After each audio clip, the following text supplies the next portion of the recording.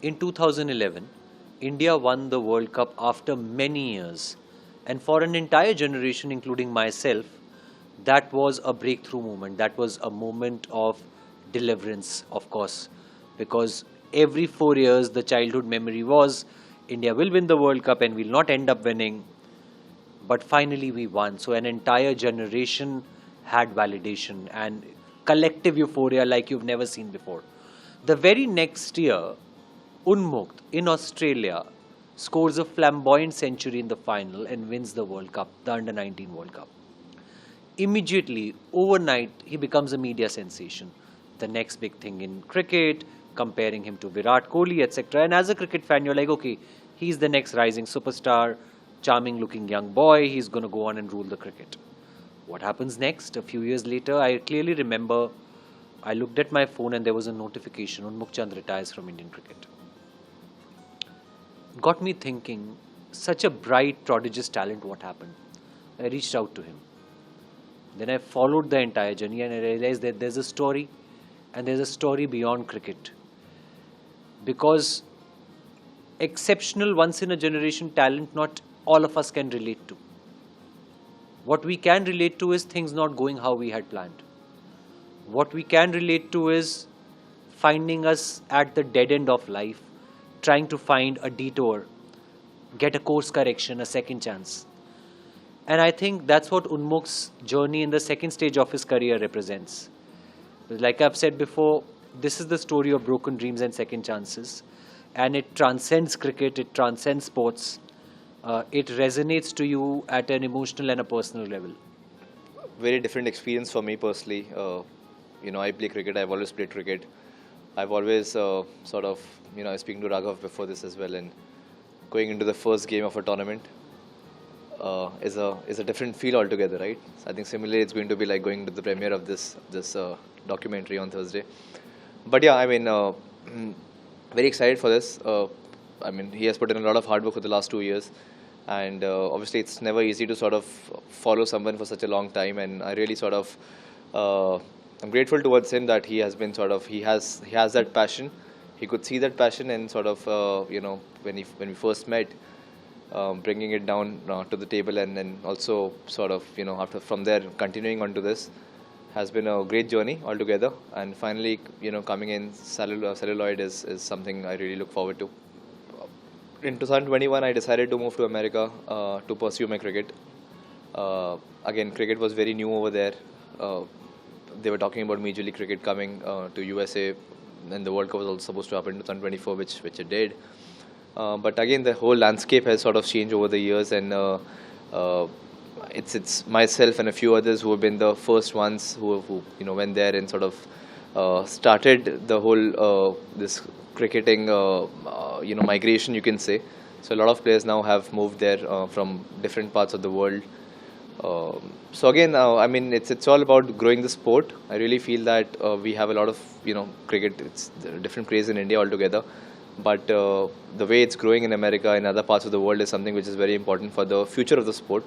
And I really look forward that in the next few years, US cricket is also going to be at the top, playing against the top teams, doing well against them. Unmukt and I spent upwards of 2 years on this journey together. I clearly remember it was one early winter afternoon. I called him in the US that Unmukt, I'm in the US and we've been talking about this. Let me come down and meet you. I came down to San Francisco, had lunch with his family. He and we spent the entire day. I was hoping we'll do a 1 hour, 2 hour meeting. We ended up spending the entire day together. And that is the foundational stone for documentary filmmaking. The relation between the director and the subject of the documentary is one that is based on mutual trust and a shared common goal. And I think that's something we clicked on very early. Obviously, we both came from Delhi. I used to play cricket like every second child in this country. Not at a competitive level, of course. But that love for the sport was equal. So there was that familiar milieu from which we came up. There was that idea of the world that Delhi is, or how cricket functions at the grassroots level. And then his story stood out for me. What followed was at least 6 to 7 trips to the US when he's playing a tournament or when we have to shoot other parts of the story. Him coming to India, shooting those parts as well. And I saw how, for a sports person, some things remain constant, like your dedication to your routine, fitness, etc. But you can see that ahead of a big tournament, somebody's tensed. After a nice run, a nice performance, somebody's relaxed and looking forward to the next selection. It's very human things to see. And I think those are the subtle things we've thought of bringing out in this documentary as well. The success of documentaries to a large extent has to be credited to the streaming platforms, not only in India but worldwide. They've made it mainstream, they've made it entertaining. But documentary as an art form, as an entertainment form, should not stop there. Worldwide, you see documentaries releasing in theatres. And I think with his story, set against the backdrop of cricket, with that emotion of following your dream, following a dream where you're not only you as a young cricketer or young sportsman, but as parents, as family, you give it your everything, is a relatable, wide emotion. And when we met our distributors, PVR, they also bought into this idea that this is a story that should resonate widely or can resonate widely. Now, going to theatres, yes, is a gamble, but it's a gamble worth taking. And obviously, it's pretty exciting that it's a theatrical release. We don't see a lot of documentaries in India getting a theatrical release, so it's a big thing for documentaries in itself. Well, I really like the title Unbroken because I feel, see, I'm someone who will always sort of start again, even if things go your way, it doesn't go your way. It's important to start over again. That reset button is important, especially in sports. I feel every day is different, every season is different, and so goes for life as well. But in sport, we see it very quickly happening, and it might be a good one for you. But mostly, I can share from my experiences, you always have more of failures and then lesser of success. But then the whole point of it is you got to keep moving on. You need to be resilient. You need to stay persistent.